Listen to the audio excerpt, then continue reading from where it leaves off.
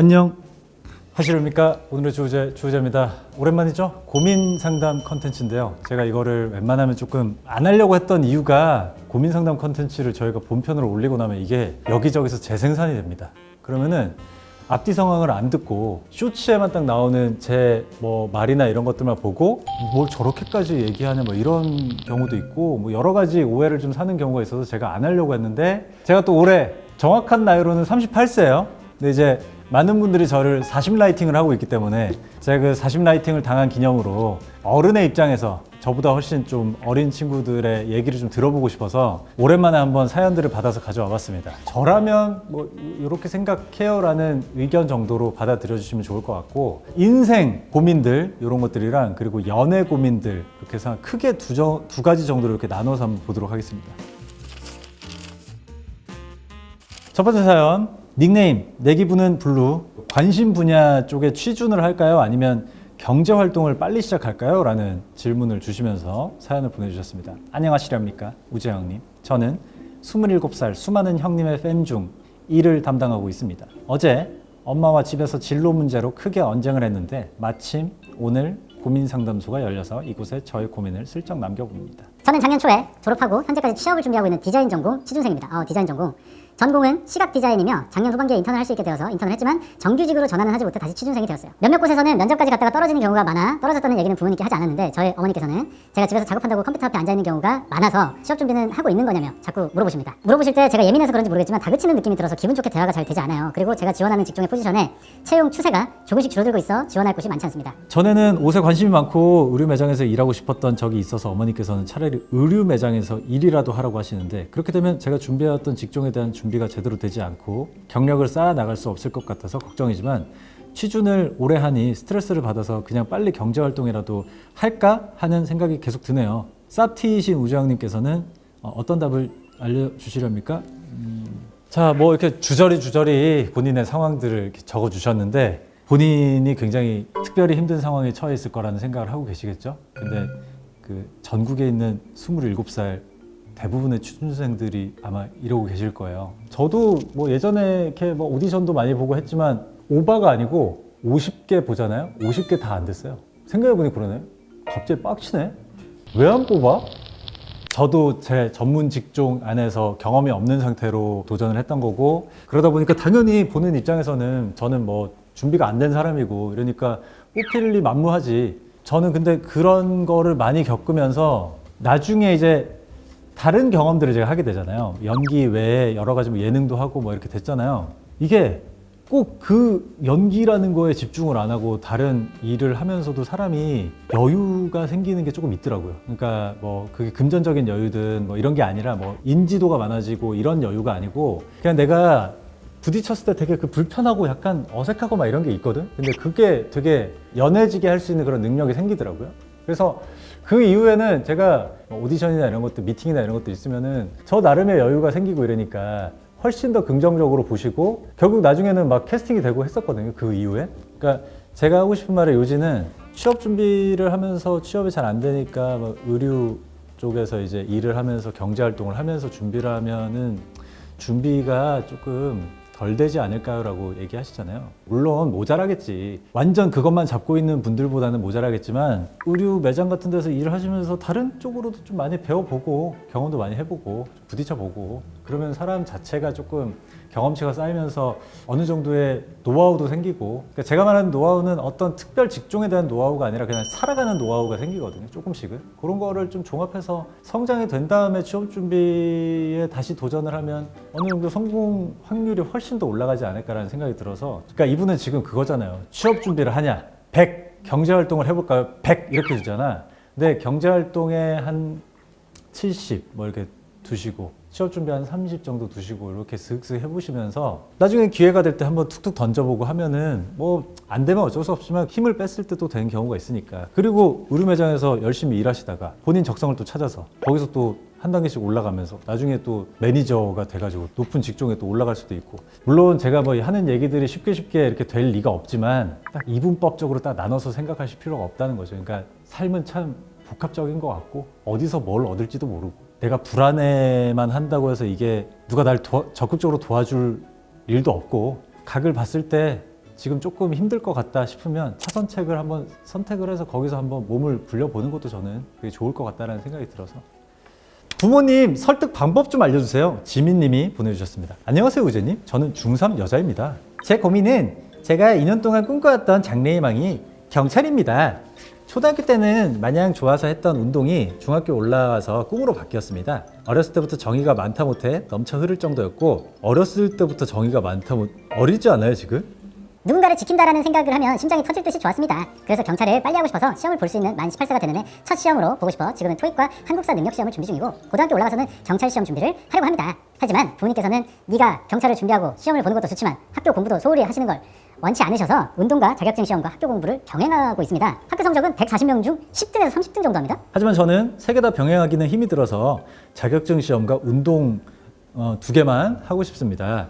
이 또한 부모님과 싸우기도 해봤고 호소도 해보고 반항도 해보고 아예 놓는 것이 안 된다면 70등까지는 유지를 하겠다라고 무릎 꿇고 빌어보기도 했지만 아 이게 조절이 돼?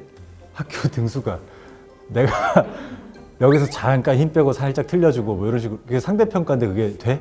안 되지 않나? 부모님께서는 학교 공부를 놓는 것도 70등을 유지하는 것도 완강하게 거부하십니다. 제가 운동을 이제 막 하는 것도 아니고 합기도 3단, 격투기 1단, 주짓수도 화이트벨트 뭐 이렇게라고 합니다. 전 대학을 들어가고 싶은 마음도 공부를 해서 어떻게 인생을 살겠다라는 것도 없고 오직 경찰에 대한 꿈이 너무나도 강하고 운동과 그 꿈 하나가 현재 저의 인생의 버팀목과 전부일 정도로 너무 좋습니다. 어떻게 하면 부모님을 설득시킬 수 있을까요? 중3이면 16년이네요. 16년을 함께한 부모님 설득을 못하는데 제가 어떻게 설득을 시키겠어요? 근데 이제 좀 드리고 싶은 말씀은 저는 치부하는 게 아니에요. 이분의 꿈을 뭐 어떤 걸로 치부한다거나 어떤 쪽으로 뭐 무시를 한다거나 이런 게 아니라 우리는 이제 10대 때 갖는 그 에너지가 있어요. 나는 이게 돼야지. 나는 이걸 좋아하니까 이걸 해야지. 그 에너지가 되게 폭발적이에요. 그래서 아마 이분도 경찰이라는 그 하나 그거에 이제 본인의 인생 모든 걸 걸 수 있다라고 지금 생각을 하고 있는 것 같은데 굉장히 큰 착각이 될 수가 있어요. 물론 뭐 본인이 재능의 영역을 발견을 해가지고 그게 운 좋게도 부모님의 생각과 잘 맞물려가지고 그쪽으로 재능을 살려서 착착착착 이렇게 갈 수 있으면 좋지 최고지. 근데 저는 그냥 모름지기 10대는 너무 빨리 뭔가를 결단 짓지 말고 이런저런 거를 많이 다양하게 경험을 해보고 점점 이렇게 나이가 조금씩 들어가면서 추려가는 게 되게 좋다고 생각하거든요. 그리고 저는 그 여러 가지 경험을 일단 해보는 거에 있어서 저는 나 이러면 너무 그 아저씨 같은데 저는 학생의 본분은 기본적으로 지키면서 그런 것들을 경험을 다양하게 해보는 게 가장 이상적이라고 생각해요. 물론 이분은 지금 성적도 굉장히 좋고 그 와중에 본인이 하고 싶은 걸 이제 다 하려고 하니까 힘이 들다라고 하는 건데 이게 사람이 어떻게 생각이 바뀌고 어떻게 상황이 바뀔지 모르기 때문에 나중에 본인이 되게 민망해질 수도 있어요. 내가 어느 순간 됐는데 딴 게 하고 싶은 게 좀 생길 수도 있고 그러면은 지금 나한테 사연 이렇게 경찰이 되고 싶은 생각에 자기 인생을 다 걸 것처럼 얘기했잖아. 이게 되게 민망한 텍스트가 될 수 있다라는 거지. 우리가 뭐 공부가 인생의 전부는 아니라고 하지만 그래도 큰 부분을 차지하거든요. 제가 아직도 기억이 나요. 저 초등학교 때인가 중학교 때 우리 담임쌤 중에 한 분이 행복은 성적순이 아니잖아요 라는 그 드라마인가 영화도 있었어요. 누가 그랬나? 성적이 인생의 전부가 아니잖아요 이랬더니 그치. 근데 엄청 큰 부분을 차지하지 이 얘기를 하셨죠. 전부가 아닐 뿐이지 우리나라에서는 특히 공부라는 게 뭐 시대가 아무리 변했어도 큰 부분을 차지하고 있기 때문에 저는 만약에 진짜 이분이 공부에 집중해갖고 막 전교에서 놀아 그러면 또 더 편한 앞날이 또 생길 수도 있고 물론 끝이 어떨지는 모르겠지만 이게 너무 한쪽에 매몰되지 말라 이거죠. 하나에만 집착해가지고 그것만 파는 것보다는 살짝씩 시선을 한번 돌려보는 것도 좋다라는 얘기를 그냥 어른으로서 한번 해드리고 싶고 다시 한번 얘기하지만 부모님 설득은 우리나라에서 순위로 따지면 본인이 1등이에요. 저는 방법을 모릅니다. 저는 뵌 적이 없는 분이기 때문에. 근데 뭐 다 잘하네. 진짜 중3 때 이 정도 타이틀 갖고 있는 거면은 엄청난 친구인 거지. 그러니까 이 정도면 다른 쪽으로 좀 봐도 경찰 될 수 있어요. 이 정도 끈기랑 이 정도 실력 갖고 있는 분이면 조금 둘러봐도 경찰 충분히 될 수 있으니까 오씨 나 경찰 안 되면 어떡하지 막 이런 생각은 안 하셔도 되지 않을까라는 생각을 합니다. 닉네임이 얼마 전에 우재님이 꿈에 나와 당황스러운이라는 닉네임입니다. 7년째 신입 인생 괜찮은 걸까요? 안녕하십니까? 저는 25년 새해에 30이 되었습니다. 제가 어릴 적 생각하던 30이란 직업을 갖고 연차가 쌓여 승진도 하고 전문성을 갖춘 그런 멋진 모습이 당연한 것이라 생각했는데 지금의 저는 직업만 5번 정도 바꾼 것 같아요. 근데 문제는 아직도 진로를 정하지 못했다는 겁니다. 현재는 그냥 전에 하던 일 중 그나마 좀 오래 했던 일을 다시 시작한 지 1년쯤 됐는데 이마저도 뭔가 성에 차지 않네요. 다들 이러고 사는 건지요? 제 친구들은 벌써 5, 6년 차는 기본에 7, 8년 차도 왕왕 있는데 저만 맨날 신입 다시 시작 이러는 것 같아서 이렇게 살아도 되나? 아니 그보다 나에게 맞는 직업이라는 게 있을까? 아마 어쩌면 평생 못 찾는 거 아닐까 싶어 잠 못 들지는 않고 잘 자지만 어쨌든 고민을 하는 요즘입니다. 네, 뭐 끈기 없으신 것 같은데요? 대부분의 직장인들이 좋아하는 거랑 직업이 일치가 돼도 그게 일이 되는 순간 되게 힘들어진다고들 하잖아요. 근데 어떤 직장인이 누가 좋다고 회사를 그렇게 즐겁게 다니겠어요? 내 앞에 있는 우리 세 분도 지금 그렇겠지만 누가 본인이 100% 즐길 수 있어서 그거를 만족하고 다니겠냐고. 뭐 냉정하게 얘기하자면 끈기의 차이인 것 같아요. 지금 본인 주변에는 뭐 5, 6년 차, 7, 8년 차가 왕왕 있다고 했는데 그분들은 그게 마냥 즐거워서 그 직장을 뭐 7, 8년을 다니겠어요? 그분들도 힘들지만 내가 직업이 있어야 되고 내가 취업에 여기에 성공했으면은 끝까지 놓지 않고 열심히 일을 해야지라는 생각으로 다니는 거지. 본인이 끈기 없이 이렇게 다 놔놓고 내가 왜 그 그림이 안 돼 있지라고 생각하는 건 조금 무책임한 거 아닌가요? 진로를 정하는 데 있어서 본인의 좋아하는 방향 뭐 이런 것도 분명히 가질 수 있는 거지만 그 방향대로만 갈 수 있으면은 누가 인생 사는 게 그렇게 어려워하겠습니까? 다들 좋은 일을 할 수 있는 게 아니니까 한번 뭐 끈기 있게 어떤 회사에서 몇 년 동안 있어 보시는 것도 굉장히 귀중한 경험이 될 수 있을 것 같기 때문에 지금이라도 이 표현도 하던 일 중 그나마 좀 오래 했던 일을 다시 시작한대. 그러니까 애초에 지금 이거에 대한 열정도 없잖아. 일을 그래도 다시 시작한 지 1년쯤 됐다고 하셨으니까 조금 오래 계셔보세요. 있으면서 그 안에서 조금 그래도 방향성을 한번 찾아보시는 게 좋지 않을까 생각을 합니다. 연재님이 보내주셨어요. 패배주의의 악순환을 끊는 방법. 안녕하세요 요자님. 영상 올리시면 줄곧 챙겨보는 23살 여성 유튜브 시청자입니다. 제 고민이 어쩌면 많은 사람들의 고민일 수도 있다고 생각하는데요. 패배주의적인 마인드에서 탈출할 수 있는 좋은 방법이 없을지가 제 고민입니다. 전에는 별로 신경 쓰이지 않던 제 약점들이 유난히 도드라져 보이고 제가 생각하기에 약점이 없고 매끄러워 보이는 사람들이 너무 부럽습니다. 사실 저도 압니다. 저도 분명히 잘난 부분이 있을 것이고 그것도 누군가의 눈에서는 부러움의 대상이겠죠. 그리고 제가 생각하는 완벽한 사람들도 정말로 완벽하지 않을 것이라는 거 압니다. 하지만 이 말이 지금의 저를 설득시키지는 못하는 것 같아요. 저는 여러 방면에서의 제 결점이 너무나 크게 보이고 되게 괜찮은 완벽한 사람이 되고 싶은 것 같습니다. 솔직히 남들이 부럽기만 하면 아주 다행입니다만 제가 패배주의라고 이 고민을 표현한 이유는 제게 없는 것을 가진 사람들을 인정하지 못하고 1차원적으로 까내리고 싶어하는 욕망을 느끼기 때문인 것 같습니다. 하지만 저도 이게 나와 남 모두에게 해가 된다는 것을 잘 압니다. 이젠 남들을 인정하고 그것을 발전의 계기로 삼고 싶어요. 그래서 제가 궁금한 내용은 패배주의의 악순환을 끊는 법, 남을 쿨하게 인정하는 법, 이 정도입니다. 그러니까 우리는 이런 분들을 이제 사회적으로는 미성숙한 사람이다라고 표현을 많이 합니다. 인정하세요, 그냥 인정. 저는 인정을 되게 빨리 하는 편이거든요. 제가 늘 얘기하지만 저는 사실 모델계에서는 빡이에요. 저도 사실 뭐 어디 일반 분들이랑 이렇게 서 있을 때 비율이 좀 다르잖아요. 직업상 어쩔 수 없이 뭐 제가 갖고 있는 거니까. 근데 그럼에도 불구하고 모델 일을 할 때 모델 친구들이랑 있으면은 말이 안 돼요. 저도 비율이 안 좋아지는 경우도 있고 그리고 워낙 얼굴이 잘생긴 분들이 많고 이러니까 근데 저는 그런 경우에서 단 한 번도 와, 저 새끼 잘못됐으면 좋겠다 그런 생각 단 한 번도 해본 적 없고 저는 바로 인정했어요. 그냥 제가 그 시장에 발을 들여놓는 순간 주위를 둘러보고 바로 인정. 아, 나는 이쪽은 아니다. 그러니까 내가 말하는 이쪽은 외모로 승부할 수가 없겠구나. 나는 다른 쪽을 파야겠다라고 해서 그 안에서 틈새를 찾아서 지금까지 온 거예요. 그래서 나름의 지금 제 기준으로는 되게 저는 성공한 삶이라고 생각을 하고 저는 인정이 빠를수록 그 자기의 길을 빨리 찾는 가장 최선의 방법이라고 생각하기 때문에 인생 이게 얼마나 짧은데요. 이거 시간 다 날리지, 주변에 피해주지, 그리고 뭐 본인도 지금 얘기하잖아요. 본인한테도 주변한테도 좋은 게 하나도 없을 거라는 걸 본인도 알고 있고. 그러니까 저는 이 패배주의라는 거 자체가 본인을 인정을 못하고 있어서 생기는 거라고 생각하기 때문에 본인을 빨리 인정하시고 본인이 좀 모자란 사람이다. 뭐 어때?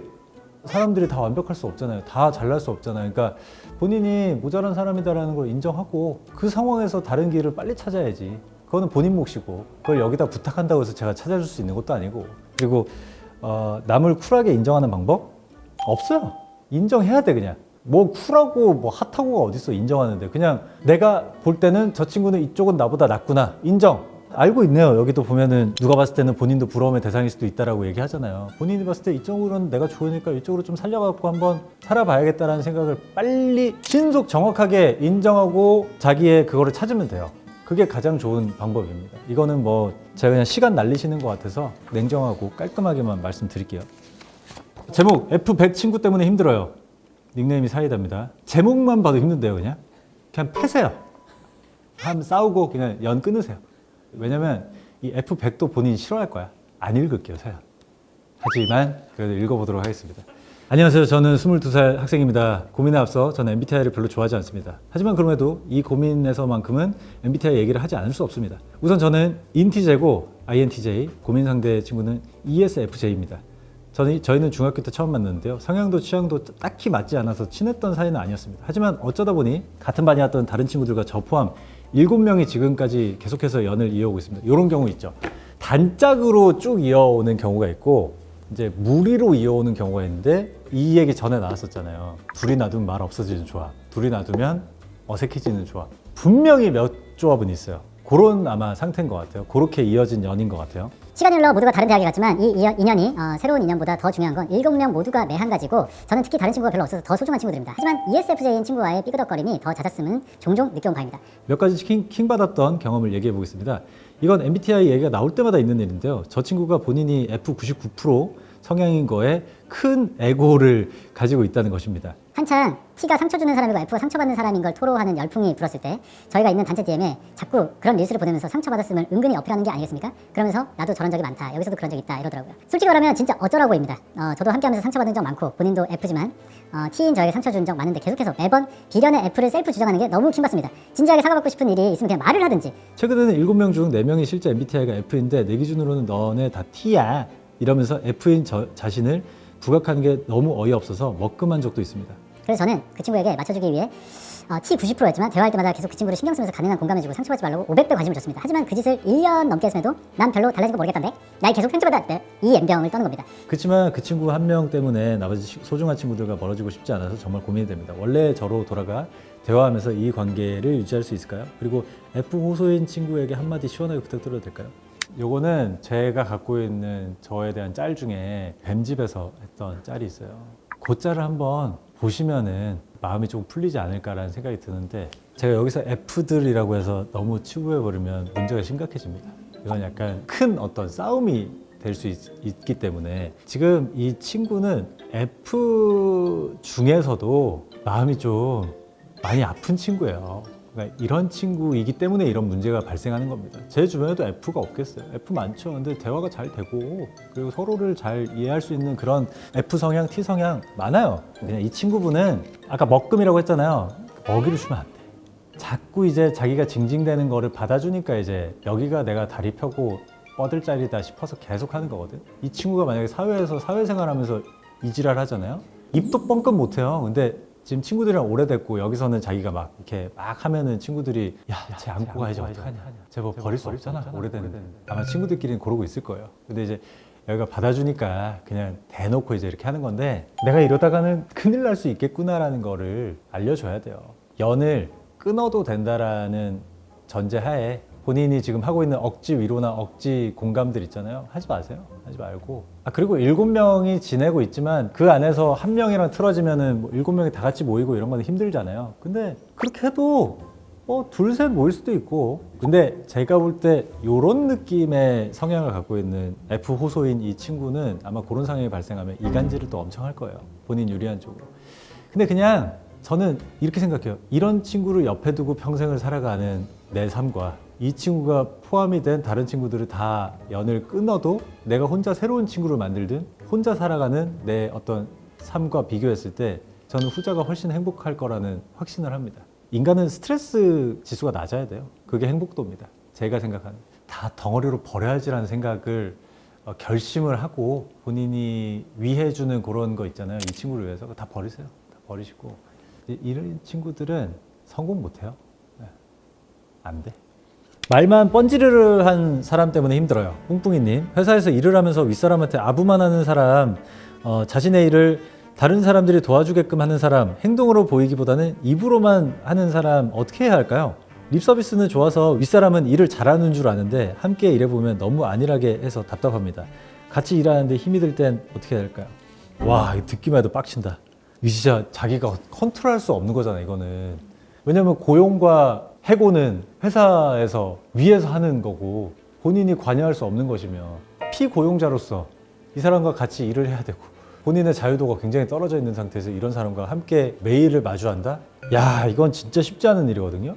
야, 이거 어떻게 내가 제일 어려워하는 그 사연 중에 하나인 것 같아, 이런 게. 왜냐면 저도 회사 생활이라는 거를 비슷하게나마 어렸을 때 해보고 했지만 진짜 어렵거든요. 이게 그 남들 제3자의 입에서 그냥 뭐 그러면 되는 거 아니야? 라고 끝나는 게 아니에요. 이게 진짜 상사와의 관계 그리고 같이 일하는 사람들과의 관계 뭐 이런 것들이 일이랑 접목이 돼 있기 때문에 이게 되게 복합적이고 빡침 지수가 빡친 상황이 됐을 때 몇 배로 더 와요. 진짜 이거는 뭐 어떻게 크게 뭐 해결책을 드릴 수 있는 방법이 없을 것 같은데 아니면 이거 어때요? 아부를 얘보다 더 윗사람한테 부리는 거지. 얘가 한 3인자한테 아부를 부리고 있으면 나는 2인자한테 아부를 부리는 거지. 얘가 2인자한테 아부를 부려? 나는 1인자한테 아부를 부리는 거지. 되게 유치한 방법밖에는 얘기를 할 수 있는 게 없는데 이거? 너무 어려운 사연이다. 아 진짜 이거는 진짜 하나만한 얘기긴 한데 얘는 나한테 아부를 하니까 얘를 더 예뻐하고 이래야지라는 생각도 단편적으로는 들 수도 있는데 윗사람들이 시야가 되게 넓어요. 생각보다. 어느 정도 파악이 된단 말이에요. 아마 본인은 지금 굉장히 억울한 상황이겠지만 결론적으로 본인이 그냥 일 열심히 하고 되게 성실하게 하고 그리고 성과도 좀 내잖아. 이런 상황에서도 내잖아. 그러면 윗사람들이 알아요. 이거는 어쩔 수가 없어. 이런 거를 그냥 신경 쓰고 내가 막 열받아 하고 막 킹받아 하고 막 이렇게 신경 쓰고 할 시간에 아싸리 그냥 일을 그냥 빡세게 해버려가지고 물론 너무 이게 남일처럼 얘기하는 거라 되게 쉽게 들릴 수도 있는데 지금 이게 너무 어려운 상황이라 이런 사람들 내가 어떻게 할 수가 없잖아. 그렇다고 부딪힐 수도 없고 똥이랑 그냥 부딪힐 바에는 그냥 내일 집중해가지고 내가 조금 더 뭐 열받는 상황이더라도 그냥 열심히 해버려서 윗사람들이 어느 정도 이게 알게끔 하는 게 퇴직 외에 좋은 방법 중에 하나지 않을까라는 생각이 들어서 참 어려운 사연이네요. 네. 넘어갈게요. 우재님 고민입니다. 안녕하십니까? 이제 중1이 되는 12살 대주제예요. 처음 남기는 사연이기도 하고 정말 떨려요. 고민은 요즘 아저씨들이 왜 이렇게 잘생긴지 모르겠습니다. 제가 좋아하는 아저씨는 주우재입니다. 아저씨지 내가 이분한테는. 저 혼자 정말 열심히 좋아하고 있는데 벌써 1년 가까이 된 것 같아요. 갤러리에 사진만 1140장이네요. 덕분에 매주 놀면뭐하니 챙겨보고 있고 오늘의 주우재 영상이 올라올 때마다 정말 누구보다 빠르게 시청하는 사람이에요. 가끔씩 청바지 얘기 나올 때는 그냥 틀어놓고만 있어요. 미안합니다. 쓰다 보니 고민보단 편지에 가까워진 것 같지만 한 번이라도 읽어보시면서 응원받았으면 좋겠어요. 힘들고 지치는 순간이 올 때마다 제가 멀리서 화이팅하고 응원하고 있을게요. 대체로 행복하고 가끔씩 자지러지게 웃을 수 있는 즐거운 2025년 되시길. 엄청난 힘이 되는데요. 12살 그 우리 대주주 분의 약간 편지 같은 이 사연이었는데 약간 아직도 감이 잘 안 와요. 아주 어린 친구들 있죠. 뭐 예를 들면 지금 사연 주신 우리 초등학생 분들은 난 중학생 친구들도 날 알까라는 생각하거든. 왜냐면 나는 1차원적인 유머를 잘 안 하잖아요. 전 좀 고급 유머를 좀 구사하잖아요. 그러니까 사실 어린 친구들은 그냥 방구, 똥, 몸개그 이런 걸 좋아한단 말이야. 근데 나는 아무래도 학구적이고 고급스럽고 좀 엘레강스한 유머를 구사하는 사람이기 때문에 20, 30대 혹은 어르신들 분들이 되게 좋아하지 않나라는 생각을 하는데 아직도 감이 안 와. 알 수는 있는데 나를 되게 좋아할까라는 생각을 항상 하는데 가끔 이렇게 어린 친구들이 보내주는 편지나 이런 거 보면은 약간 자존감 싹 올라가면서 이제 힘이 되죠. 뭐 이 아저씨가 올해도 열심히 또 활동하고 할 테니까 앞으로도 응원 잘 또 해주길 바랍니다. 예. 이런 아저씨예요. 괜찮겠어요? 이렇게 건조한데 괜찮겠어?